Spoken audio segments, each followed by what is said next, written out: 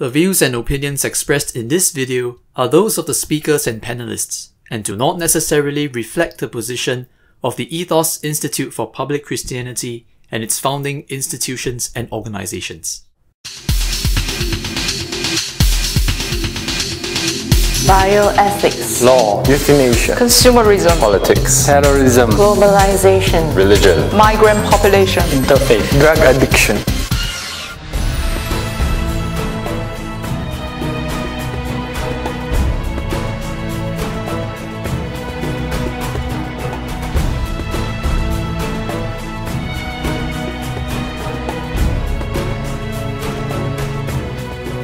Many of us remember living through the haze of 2015.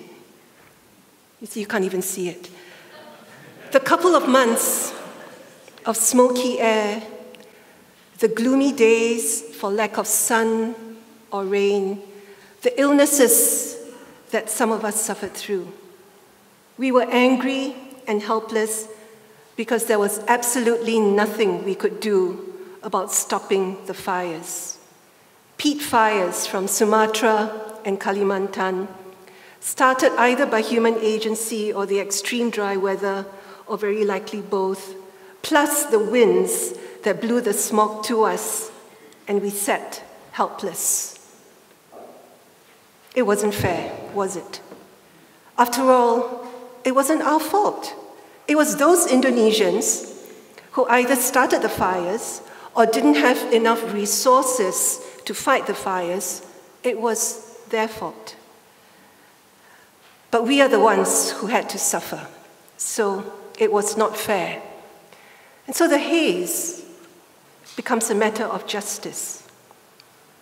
But who suffered in particular?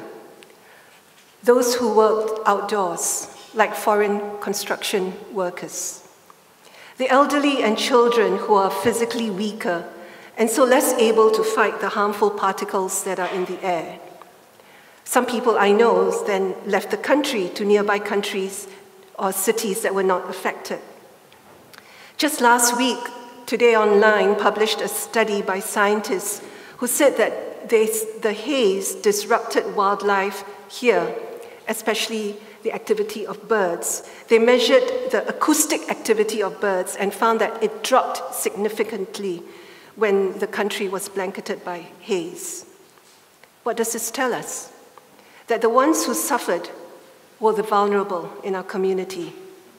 The children, the elderly, the foreign construction workers who had to do manual work outdoors, and animals who can't do anything. To those who could afford to travel, the rich, just fly away from this bad situation.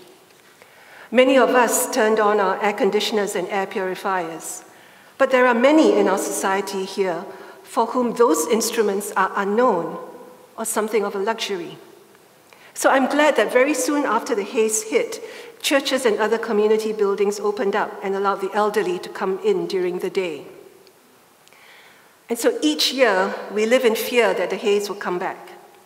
Our political leaders have taken steps to stop the fires at source, and some attempts have been made to punish the big corporations who may be behind the demand for palm oil or the slash and burn method of farming.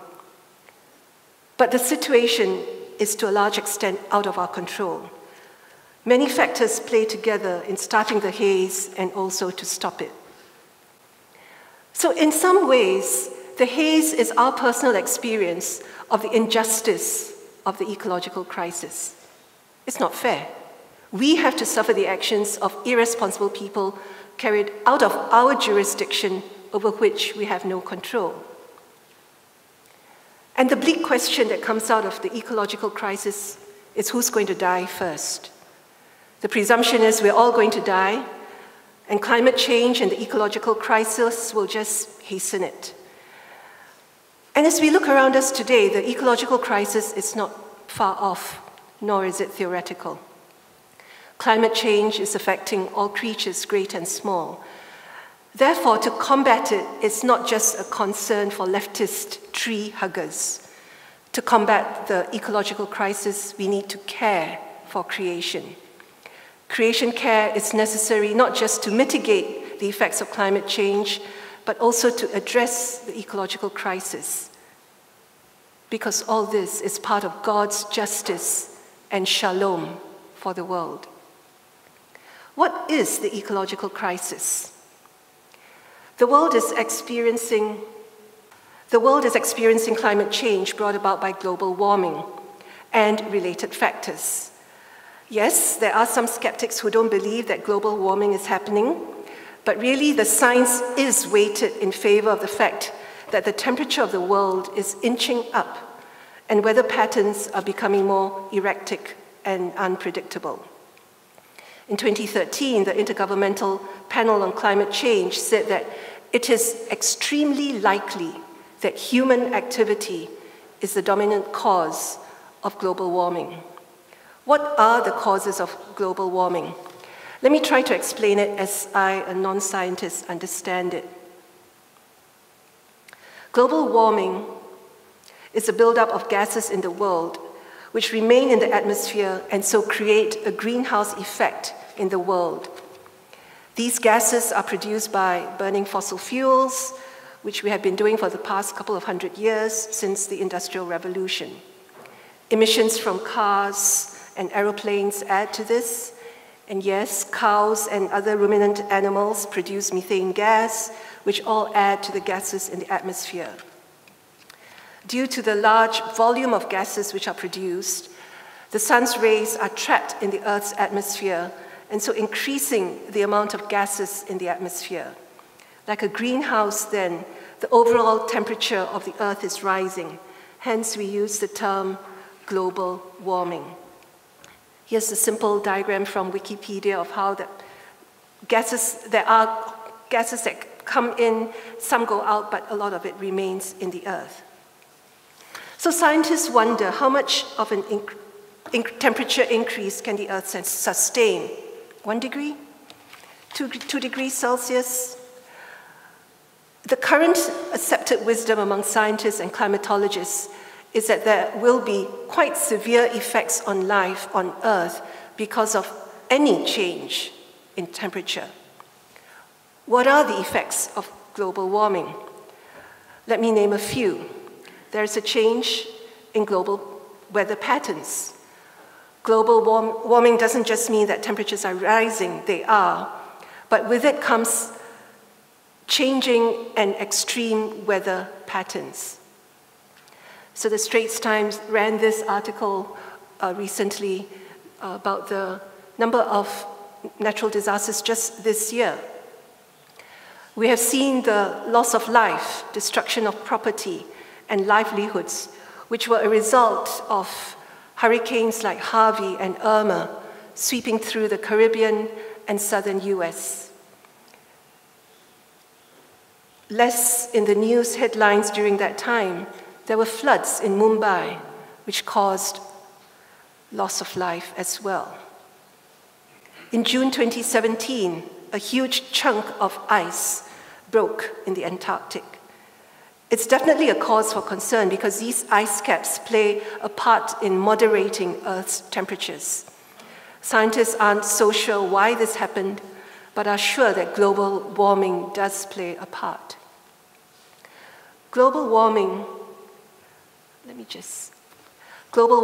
means that summers can be longer and more intense, and so can winters. Rains can come early or late, too much or too little. When there's a lack of rain, you get drought. And this is devastating for farmers because a lack of rain at the appropriate time leads to crop failures. And again, it's poor farmers who will suffer most because they may not have a lot of irrigated land, but they're depending on rain to water their crops. Crop failure in India has led to an alarming tragedy there, farmer suicide. Agriculture contributes to about 21% of India's gross domestic product, and since 70% of India's population live in the rural areas, for most of these people, agriculture is their main source of income. And when there's a drought, especially over several years, and there is crop failure, farmers are the ones who suffer. On the other hand, severe weather could also lead to too much rain and therefore flooding. And we have seen the effects of that recently. Flooding which leads to the loss of human life, disruptions, and devastation. Let me go there, yeah. So when there's a change in the weather, it's the vulnerable in society who will suffer the brunt of it, because they're the ones who may not be able to afford protection from the elements. The warmer weather means a change in insect life and life cycles, including vectors like mosquitoes, which now can survive previously temperate climes. Disease will affect us all. And as I said again, it's the vulnerable who feel it most. Spring may come earlier, winters are not so cold, and summers can be searingly hot. In the past, it was the cold winters which could kill off the bugs, but now, with milder winters, these insects survive and so can spread to temperate areas, which traditionally they did not. The weather affects pollinators like bees, and therefore affects the life cycle of flowers and plants. Climate change changes the ecological balance of our world. But is climate change human responsibility? Perhaps these changes in the weather are just part of the natural changes in weather patterns which occur every billion years or so. So with apologies to young Earth believers, some people will just say that this is what, the Ice Age changed millions of years ago, and this is just another climate change, part of the natural Earth cycle. There is certainly human responsibility in the creation of greenhouse gases, which has such an important impact on our climate. It's human action since the Industrial Revolution, which started off because we wanted to make and consume more goods. Furthermore, our lack of caring for the environment, which leads us to conveniently dumping trash, sewage, toxins into rivers or into the sea, not realizing that what gets dumped doesn't go away, but gradually builds up to poison us. It is the human nature of laziness, convenience, and looking to do what is cheap without considering the total cost for future generations, which result in these weather changes.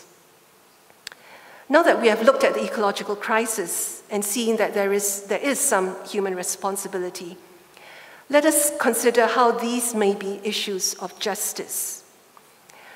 First of all, as an introduction, the opposite of justice, the opposite of the ecological crisis for Christians is the responsibility for justice and creation care. Like I said, creation care has always had a bad press amongst Christians, making us think of tree huggers or Greenpeace activists that throw themselves out into the sea to save dolphins. So I was surprised when doing research for this talk that actually Christians have been thinking about these issues for a long time. Since like say about the 1990s. For me, in the 1990s, here in the church, I didn't hear anything about creation care, either in church or in seminary while I was studying. In fact, it was only when I went to the US in the 2000s that I became aware of issues of environmental degradation and therefore the Christian responsibility for caring for the environment.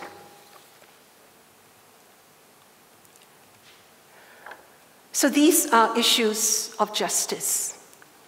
The theme of the conference is justice for the common good. When considering issues of justice, we are concerned with what is right or wrong, what is fair and just. We in Singapore have suffered the effects of climate change as a result of the fallenness of human nature. Sin has a corporate and cosmic dimension, and we're all suffering that now. So as responsible Christians, we want to do the right thing. We must do the right thing. We cannot continue doing the expedient or the cheap thing anymore. we're also concerned for the common good. What is good for us as a whole, as a community? And an issue like creation care is all about humanity because we're all affected. The ecological crisis is a global issue and a result of many complex factors. By taking steps to overcome this crisis, I suggest that we are acting for the common good. So we need to start thinking as citizens of the world while acting as citizens of our own nations. How is the ecological crisis a matter of justice? Let me suggest 6 ways. The ecological crisis is an issue of justice because those who cause the problems may not be the ones who suffer its effects. I've already mentioned the haze that came from Sumatra and Kalimantan. It's not fair. It's not fair that Singapore and Malaysia had to suffer it. And because of geography and wind direction, Jakarta, the capital of Indonesia, doesn't get the haze the way we do. So it's not fair. Although we need to remember that there are Indonesian farmers in Sumatra and Kalimantan who suffer much worse than we do. Climate change is an issue of justice because those who suffer are often not those who cause it. Western industrialized countries have been burning fossil fuels for the past 100 years or so. But it's the Maldives that is sinking. They too have no recourse. Global warming is caused by so many factors, and it's the poor who suffer. The cause and effects are not so straightforward in our interrelated, complex, globalized world. But we have seen that God cares for the poor and the marginalized. We see that over and over again in Scripture. God is concerned for those who cannot speak for themselves. So those of us who know and have the means to speak up should. Later on, I'll give us some suggestions about what church and Christians can do. Secondly, and related to this, justice means, positively, care for our neighbor. As Jesus has pointed out, our neighbor is anyone who is in need. So from a global perspective, our neighbors are those in neighboring countries who are the silent sufferers. All creation is groaning because of the bondage to decay which they are going through right now as a result of sin. Thirdly, creation care is a matter of stewardship. Human beings are given the role to be stewards of God's creation. Sadly, humanity has exploited the created world for our own ends, regardless of stewardship or sustainability. We have killed animals to extinction, and so many others now are endangered. And so I've often wondered, will those extinct animals, like the dodo bird, be there in the new heaven and new earth? Or is it because of our sin and because we have not been faithful stewards, they're gone forever? Stewardship means that we need to take responsible care for creation. We have not done a good job thus far. Let's try and do a better job. Fourthly, we agree that justice means fairness and equal treatment for all. It's responsible for us to say, well, too bad, somebody has to suffer, someone has to die, it's not me, I can run away. That's just not being responsible. As responsible citizens of the world, we should be concerned for those who suffer. In the same way, we should be concerned about our own contributions to global warming. Fifth, justice means that we have to count the total costs of goods and services. Just as we don't buy goods which are made in sweatshops by child labor, which is an injustice to children, We should also be concerned about how companies dispose of their waste or care for the environment, which is environmental justice. So we need to start looking out for companies which have a positive corporate environmental profile.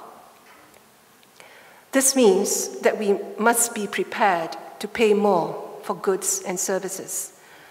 As companies factor in the full cost of what it takes to provide those goods and services, counting the cost to the environment as well. For example, using more biodegradable materials, which are more expensive, or paying more for the proper disposal of waste. Thus far, we haven't counted these in. In a sense, you can call this participatory justice. That is, we count the cost of all those who participate in providing those goods and services. So just as we're concerned about the poor who suffer unjustly because they have no choice, we should also be concerned about the rich, and especially corporations, and how they use resources, dispose of waste, and care for the environment. So finally, earlier this week, the Singapore government finally announced that they're going to find ways of stopping the use of plastic bags, which means that we may have to pay more for biodegradable bags. My guess is that Singaporeans, from now to the middle of next year, will start hoarding all our plastic bags because it's going to start costing more later. 6, we should be concerned about intergenerational justice. We are concerned about our children and future generations and the world that they are going to be living in, if the Lord tarries and does not return in our lifetime. As responsible stewards and Christians, we need to be aware that what we are doing to our planet in our generation is going to affect the planet that is going to be left behind for our children. And these excesses, our excesses, will affect them, and they will suffer. So we need to start taking steps to curtail greenhouse gases and delay climate change now. So, how then should we live?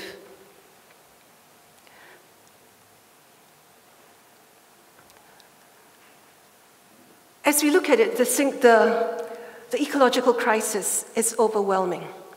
But living in Singapore puts us in a quandary. We have a very high carbon footprint because we use a lot of electricity for our air conditioners. We travel a lot by aeroplanes. As an island, we're built up, a concrete jungle which traps heat. Hence, all the more we need to use our air conditioners. But without air conditioners, the heat and humidity just makes us unable to function. Furthermore, because we're an island, because we're so small, we don't have much choice about what we eat, and a lot of our food is imported. So in many ways, we have little choices about our lifestyle.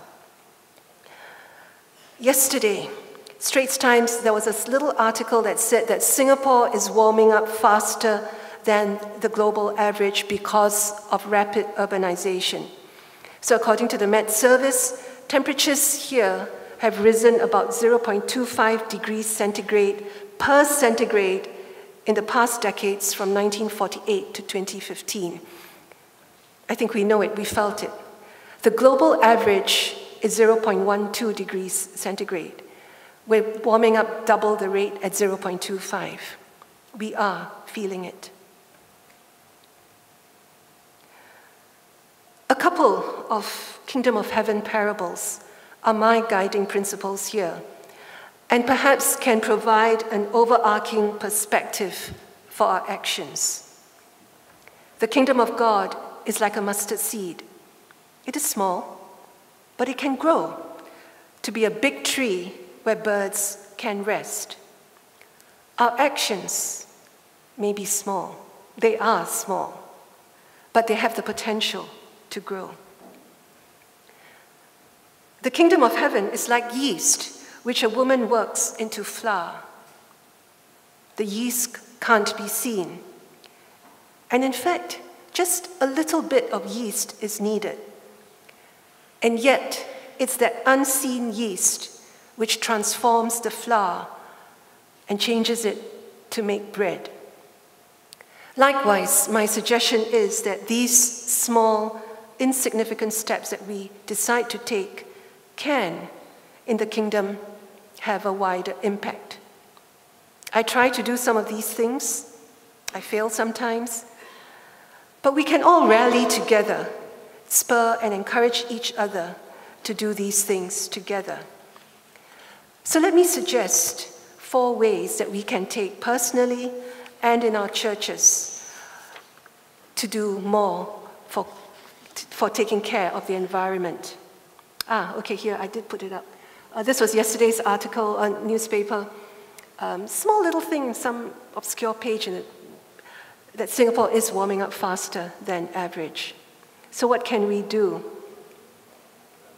Change our personal and corporate lifestyles to live more responsibly and more in harmony with God's good creation. Why? Because now that we know what we are to do, we are to be responsible and we ought to do the right thing for the common good of life on our planet. So this means adopting the green mantra, reduce, reuse, recycle, refuse. It will cost us, and it will be inconvenient. And so you may wonder, what difference does it make? Shouldn't we go after the big corporations who are doing greater damage? Yeah, there's a place for that. But justice also means what you and I can and should do. We need to take personal responsibility. And those of us who can make changes in our big companies should do so. So we should care for our neighbors. We should be good stewards. What can we do? Bring our own shopping bags. And if it means that we have to pay for bags, so be it. It will cost. Can we stop providing this? Since when has it been that we have to provide water? I bring my own water bottle and just top it up. And there was this nice advertisement just now that where the water coolers are here. I know somebody who goes around carrying her own utensils so that we don't have to use the disposables. It will cost. Maybe we should carry our own tapao containers and reduce the demand for styrofoam boxes. Maybe we should use paper instead, or worse still, much more expensive cornware, which costs like 3 times more. Let's intentionally recycle, which means separating our trash and putting aside things which can be recycled. If we have to provide these, can we at least put these in the recycling bins? Because these plastics are definitely recyclable. Even so, there is just too much plastic in the world. Sometime in June, the Straits Times ran this article. The world, we are all drowning in plastic. It's not just them. The world is drowning in plastic. We've got to stop the demand for plastic. Secondly, let's do an environmental impact report on our churches and ministries. What is the cost to the environment for our church life and activities? And since we are seminaries, what about our seminaries? I know many churches are trying to reduce paper by not printing, say, weekly service bulletins, although we remember that there are those in our church communities who need paper.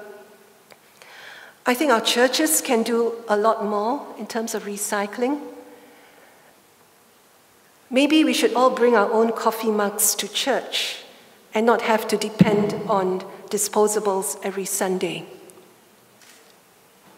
And by the way, what happens to those little disposable communion cups?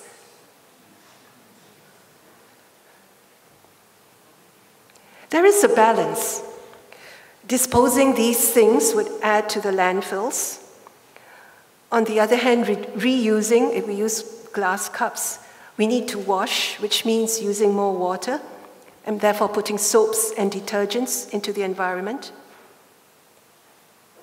What is the impact to the environment of our lives? Let's think about that. Thirdly, let's rethink how we do missions. Asian Journeys, which was started by Lawrence Koh from the Singapore Center for Global Missions, organizes regular trips to Inner Mongolia to plant trees. This is a mission trip with a difference. First, it's an opportunity to connect with people who are also concerned for the environment. So this is then an ample opportunity to discuss the environment from a Christian perspective with them. Secondly, planting trees shows that Christians are concerned about the environment. It's not just the environment, it's about people and livelihoods. So we show, when we plant trees, that we have a holistic concern for all of life, that we're not just trying to save souls. Thirdly, trips like these actually will connect us with local authorities in places which may not be friendly to overt Christian evangelism. But doing a mission trip to care for the environment, which is a concern for many local authorities, allows us to connect with them at that level. Eventually, then, we can share our worldview for doing this kind of work. So it could be planting trees to stop desertification. It may be helping to clean up a river or to provide clean drinking water in a community. There are so many ways that we can redo missions and yet use these as a means to share our belief in God.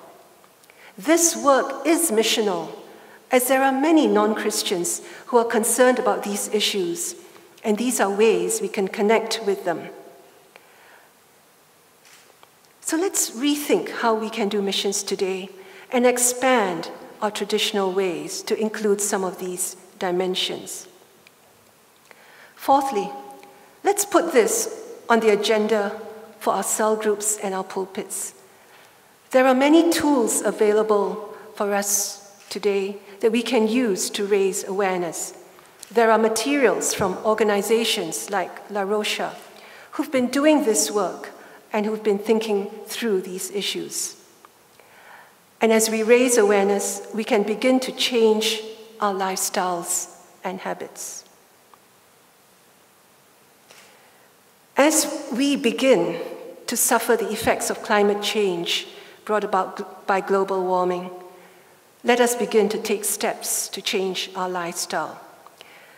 When we see that these are matters of justice, then we can make a difference for the common good, which I pray is sufficient for us to spur us on. Thank you.